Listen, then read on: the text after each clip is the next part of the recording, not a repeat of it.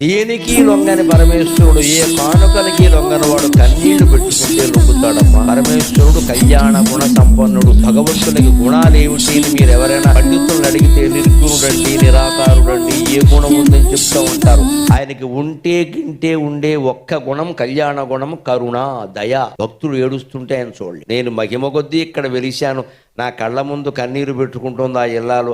ఆ దుఃఖాన్ని తీర్చకపోతే నేనెందుకు ఇక్కడ? అమ్మవారి దగ్గర ఏడిచానని ఒక శివుడిని ఒక గిల్లు గెలుతుంది, మొత్తం తిరుగులేదు. ఇంకంత ఆడవాళ్ళు ఏడుతున్నారు, పట్టించుకోవే అంటుంది, అంతే, మొత్తం పట్టించుకుంటాడు. మన ఇళ్లలో కూడా మీరు గమనించండి, తండ్రి ఒక్కోసారి మొండిగా బండగా మాట్లాడతాడు. వా అదవా నీ చదువు దండగా, నీకు మళ్ళీ ఇదోటి అంటాడు. అదే తల్లి ఏముంటుంది, మనం ఎలాగో చదువుకోలేదు, ఆడు చదువుకోతే హెచ్చేయండి. తల్లి ప్రేమ తల్లి ప్రేమ. అందుకని అమ్మవారికి ప్రేమ ఎక్కువ. మనం ఆవిడ ముందు కన్నీళ్లు పెట్టుకుందనుకో ఆవిడ కరిగిపోతుందాం. తప్పు చేసినా సరే మొహమాటం లేకుండా చెబుతాం, ఏం బాధపడక్క. విషయం ఒప్పుకుంటున్నాం కదా, మనమే కప్పిపుచ్చుకోవట్లేదు, అహంకరించలేదు. తప్పు చేశానమ్మా కానీ ఈ దుఃఖం నేను భరించాను అంటే తీరుస్తాను.